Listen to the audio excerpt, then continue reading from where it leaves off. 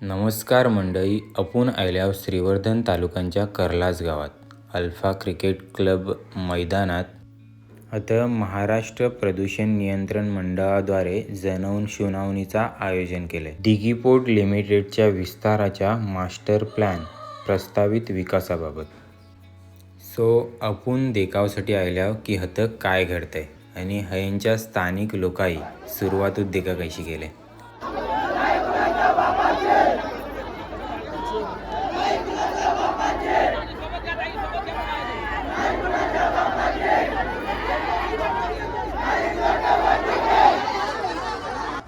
या दृश्यातून आपल्याला दिसतंय की स्थानिक लोक पूर्णपणे विरोध करतात. आता आतमध्ये चालल्यात या मंडपात, सगळी जण लाईनीत घुसतात. आतमध्ये काय घडतंय तर आपल्याला पुढं देखावला भेटेलच. आणि मी पण एक ह्यांचं स्थानिकच आहे, यांच्याचपैकी एक आहे. माझा पण मत तुम्हाला या व्हिडिओद्वारे थोडाफार समजेलच. आता राजपुरी खाडीविषयी काही बोर्ड पण बनवून आणल्यात. ठाम विरोध हतं, बॅनरा पण लावल्यात जी तुम्ही वाचू शकता की तीव्र विरोध. यो कुडगाव गाव देखा ना किती मस्त दिसतंय. यो पण नष्ट होण्याची शक्यता आहे. चला आता आतमध्ये घुसूया, देखूया आतमध्ये काय घडतंय.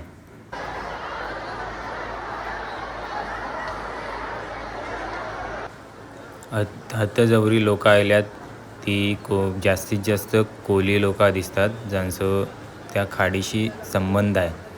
पूर्ण धंदो जोडलेला आहे. वेळेत वेळ काढून आल्यात आणि बरेचसे शेतकरी पण आल्यात, ज्यांचं गाव जमीन जाण्याची शक्यता आहे. कधीतरी त्यांच्या मनात भीती दिसते, असं त्यांच्या चेहऱ्यावरची मला दिसून येते.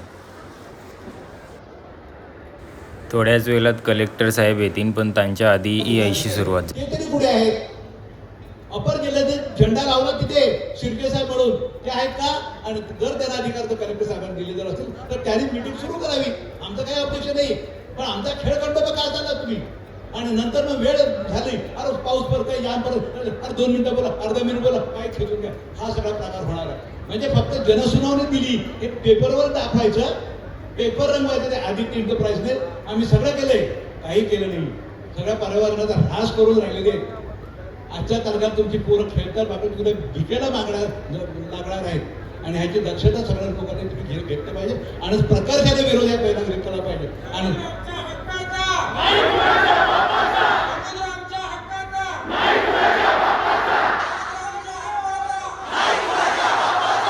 जोपर्यंत कलेक्टर साहेब येत नाही तोपर्यंत घोषणा माहिती कंटिन्यू सुरू राहील अशी माझ्या ग्रामस्थांना विनंती करतो. आणि पोलिसांना पोलीस यंत्रणा माझं एकच सांगणं आहे की ही मंडळी जी आहे, ही मंडळी सनदशीरपणे न्याय मागणारी मंडळी आहे.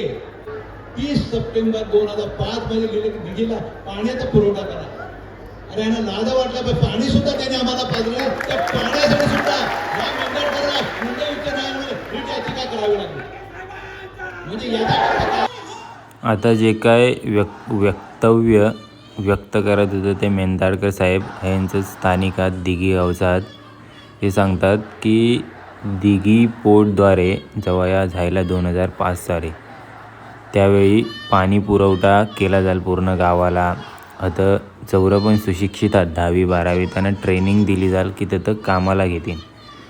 पण या ऐसा काहीच घडला नाही ऐसा ते सांगतात की तिथं दिघी पोर्टमध्ये कामाला पण जास्त लोक नाही आहेत. दिघ्यातली बाहेरचीच कोणतरी काम करतात येऊन. आज आमचा समुद्र नाही तर आमचा पूर्ण समाज घ्यायला हे लोक निघालेले आहेत. आणि अदानींनी हे लक्षात ठेवा, जोपर्यंत आमचा लढा हा कायमच असेल. पण अदानी आणि प्रशासनाने एक लक्षात ठेवा, आज ही जनता इथे आहे, ही जनता रस्त्यावर उतरायला किंवा उपोषणाला आणायला मजबूर करू नका. भविष्यात हा लढा जेवढा तीव्र करता येईल तेवढा आम्ही करायला तयार आहोत. आम्ही कोणी समाज म्हणून आज प्रशासनाला आवाहन करतोय, जोपर्यंत आमच्या बरोबर सरळ तोपर्यंत आम्ही तुमच्या बरोबर सरळ. ज्या दिवशी तुम्ही आमच्या बरोबर गद्दारी कराल त्या दिवशी तुमचे घोडे फरार करून आल्याशिवाय आम्ही जाणार नाही. 13 गाव संघटनेने आम्ही 5 तारखेला पत्र दिले कलेक्टर साहेबांना निवेदन. तुम्ही उभं राहण्याची भूमिका बजवा. मला वाटते आलेच. कलेक्टर साहेब आल्यात. कलेक्टर साहेब येवच्या आधी जी काय पत्र लेखी स्वरूपात जी काय मतं होती ती सगळी जमावण्यात आली. त्यानंतर कलेक्टर साहेब आता 2:45 आता पोचलं. प्रस्तावित प्रकल्पात स्थळापासून किती अंतरावर आहेत ह्याची माहिती दिलेली आहे. आता इथे थोडंसं आपण एक लक्षात घेऊया. मी जे मगाशी म्हणालो की TOR आपल्याला प्रकल्प नक्की काय आहे, काय काय नियोजन आहे, त्याचं काय काय होणार आहे त्या सगळं आता सांगतात. दिसत आहे. हा आत्ता त्या सद्यस्थितीतला आपला पोर्टचा भाग आहे, ज्याच्यामध्ये आत्ता ऑलरेडी जेट्टी बांधले गेलेले आहेत. त्या आपल्याला इथे दिसत आहेत जांभळ्या रंगामध्ये. मग आपल्याला इथे बघितल्यावर असं लक्षात येईल, आता आपला हा जो प्रस्तावित प्रकल्प आहे हा खाडी किनाऱ्यालगत आहे. पण या प्रकल्पाचा आराखडो सांगता त्यांच्या लोकांनी सगळा रोखला की आम्हाला या घडूनच नाही द्यायचं आहे, तर आम्ही ऐकूनच कणाला घेऊ ना. याची माहिती दिलेली आहे.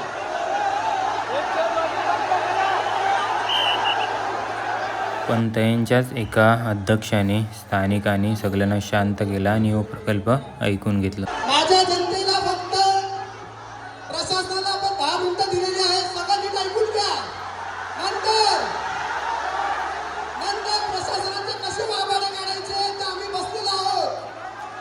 त्याला थांबा फक्त. माझा प्रश्न काय असेल प्रशासनाला आता दिला तो आपण जनतेने फक्त 10 मिनिटं थांबा. यांचं सगळं कंप्लीट होते. नंतर पुढे आपल्याला काय करायचं ते आपण करून घेऊ. धन्यवाद.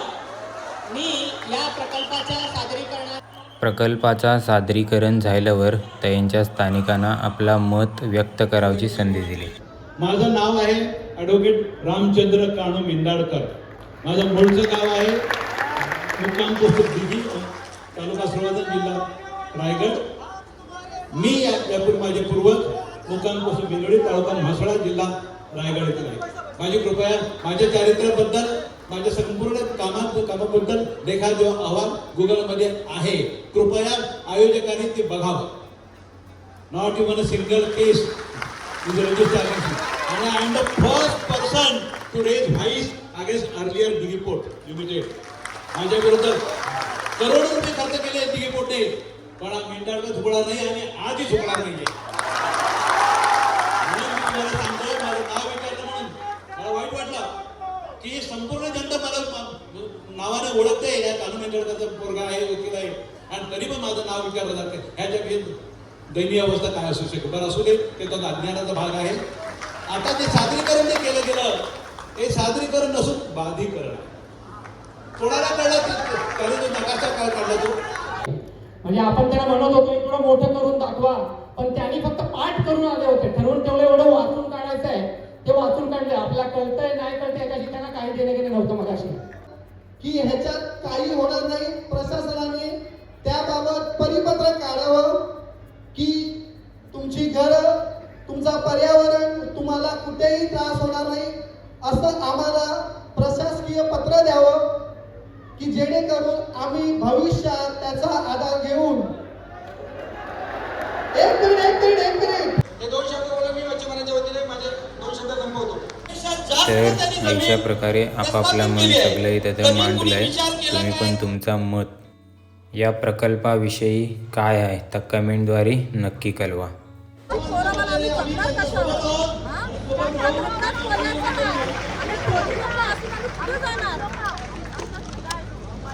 हॅलो.